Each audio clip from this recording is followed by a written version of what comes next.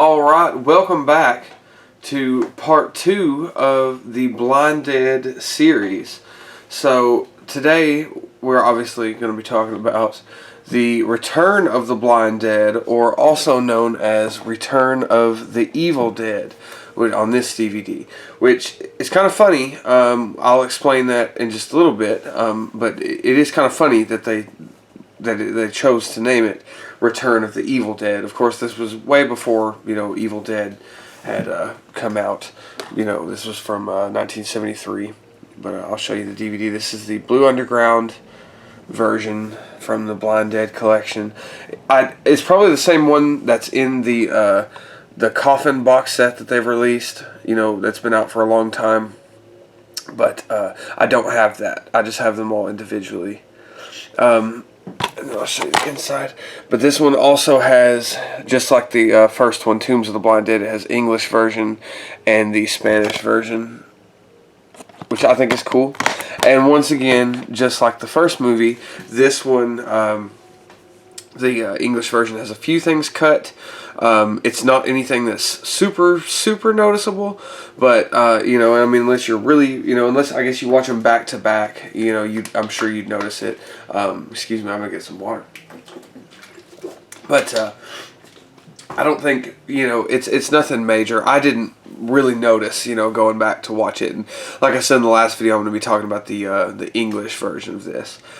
But anyway, like I said, this is Return of the Blind Dead from 1973. It is also directed, just like the first one, by Armando de Osorio. And this is the sequel to Tombs of the Blind Dead.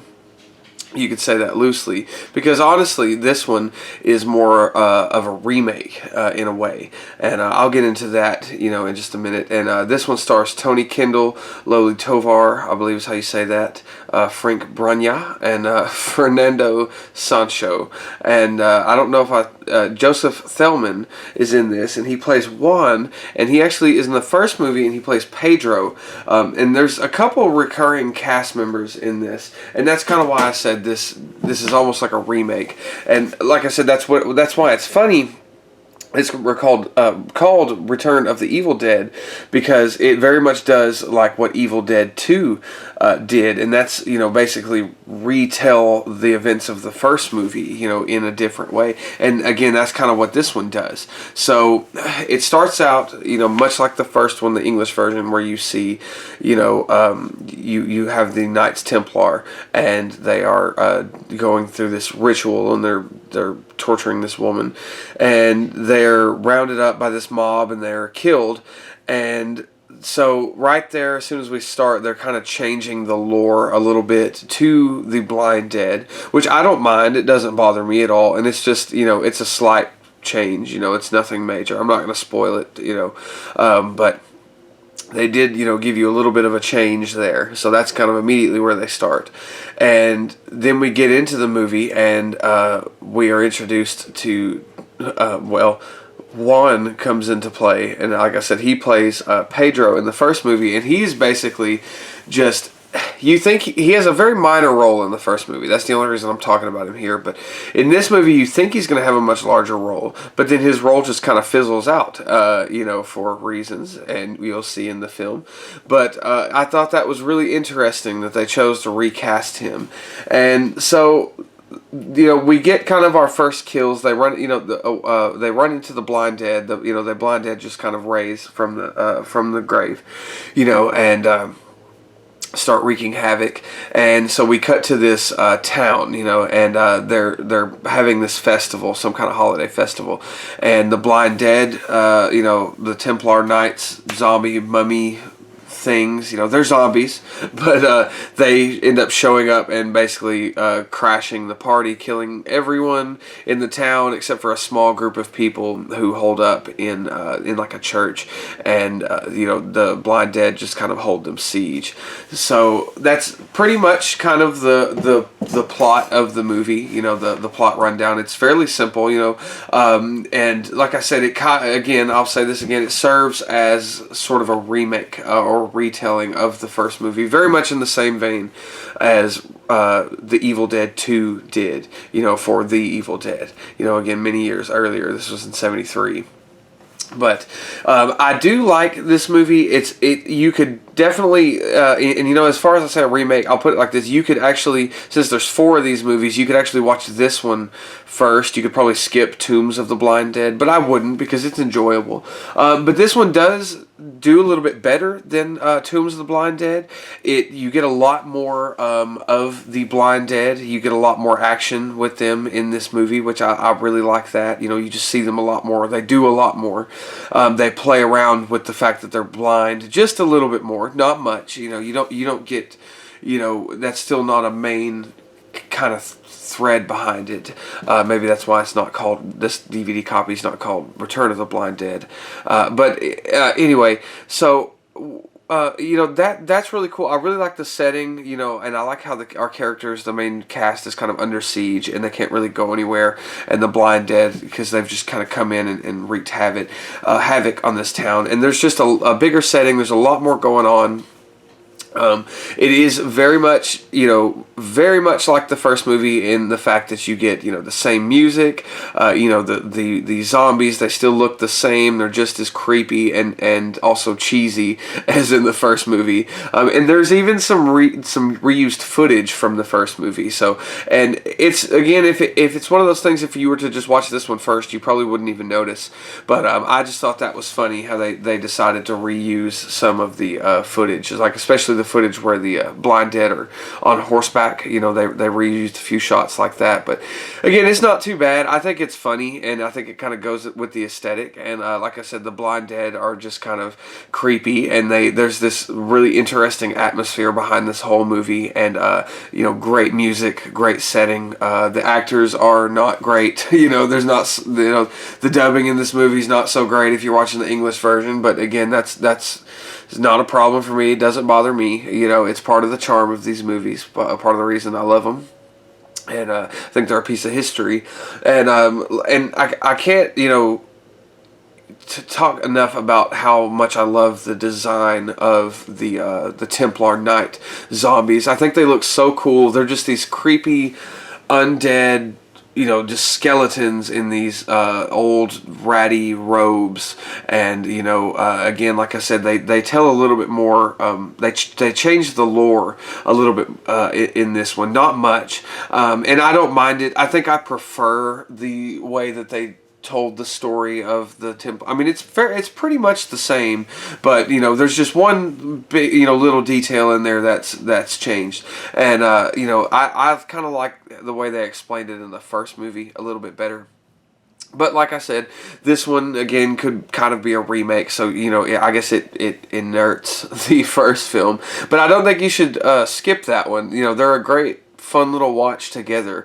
They're definitely sequels. You know, they feel very much alike, even though they have nothing to do with each other, you know, necessarily beside. And none of the movies really do, to be honest with you. They all kind of stand on their own, you know, and they could all be watched as their own films. You know, this one is just the most, I guess you could say, closely related to the first movie. The rest of them mainly just share excuse me, they mainly just share the Blind Dead, you know, the zombies. You know, that's the main theme of all of them. But we'll talk about that, you know. I think Armando de Sorio did a really good job with this. I'm really enjoying his take on these Templar zombie knights. And, you know, just kind of his... And again, I think he said that it's not... To him, they're not zombies. They're more like mummy, vampire things, you know, but whatever, to me they're zombies. And like I said, they just look cool. The setting of this one is neat. There's a lot more going on. It looks a little bit better, you know, I guess better produced, I guess you could say, from the first movie, you know, but it still feels very much in the same vein as the first one. And again, it just came out 1 year later. You know, the first one was 72, this one's 73, so they're not super far apart. You know, and yeah, I mean, so I guess that really about does it. I can't really think of anything else to really go over, because I'm so sorry. This poor DVD, now I can't get it. Anyway, back to the this DVD right here. I do recommend grabbing this one just because I mean I'm a big fan of Blue Underground. There is I'm pretty sure there's a Blu-ray of these of all of these now. This one doesn't have too many special features. It has the theatrical trailer to this, which I think is funny because the theatrical trailer actually cracks me up because the guy says the title of the movie like 50 times. It's such a good classic kind of old school goofy trailer, you know, and I don't know it. That's beside the point. Definitely watch the trailer too. It's silly, but this one's great. I'm not gonna rate it just like in the first with Tombs of the Blind Dead. I didn't rate that one because I'm gonna rank them at the end of all this. I fear that that's gonna be tough because I like all of them, just fine. They're all fun for their own reasons. But, yeah, so I'm not going to rate it, but I will say definitely check this one out. If you are not a big fan of the first one, if you watched the first one and you weren't just crazy about it, give this one a shot because I think it's a little bit, I don't want to say it's a little bit better, but it's different. There's just more going on in this one. Like I said, I'm not going to say if I think it's better or not just quite yet. I think I'm going to save that for the ranking video. But it to me, the way I see it, this is very much just kind of a remake of the first movie. We kind of get the same musical score. There's kind of, again, sort of the same kind of basic plot going on, but the zombies look great. They're cheesy and they're very classic old school kind of zombie where they're just they're stick puppets basically, for hands, and they move really slowly, but they're creepy to me. I don't know, just everything about the zombies in this film, in these films, I should say, just kind of give me the heebie-jeebies a little bit. But yeah, so don't skip this one. Definitely check this one out. Definitely stay tuned for the next one, which is going to be the Ghost Galleon. That one is kind of frowned upon by some people, but we'll see how I feel about it. And then the one after that will be the Night of the Seagulls, which will be the last one. And then after that, like I said, I'm probably going to sit down and do a ranking video over all of these, and we'll see how that goes. So I hope you're enjoying these. I hope I've introduced you to these because, like I said, these movies to me, they just kind of came out of nowhere, several years ago, and I just love them. They're really good little late night movies. Just get you some popcorn and some candy, and turn off all the lights and sit down and check these out. Like I said, you could start here and watch. This one, the Ghost Galleon and Night of the Seagulls. And you could kind of skip the first one if you want to, just to make it shorter. But they're not long movies. Even watching all of them back to back, all four of them, they're not super long. This one's only 87 minutes, so it's just shy of an hour and a half. So that's not bad at all. I'm pretty sure that the next two are kind of the same. They're fairly short as well.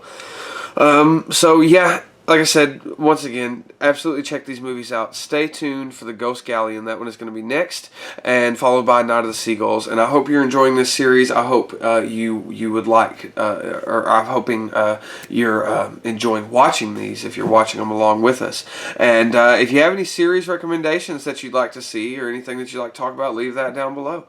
And until next time, goodbye.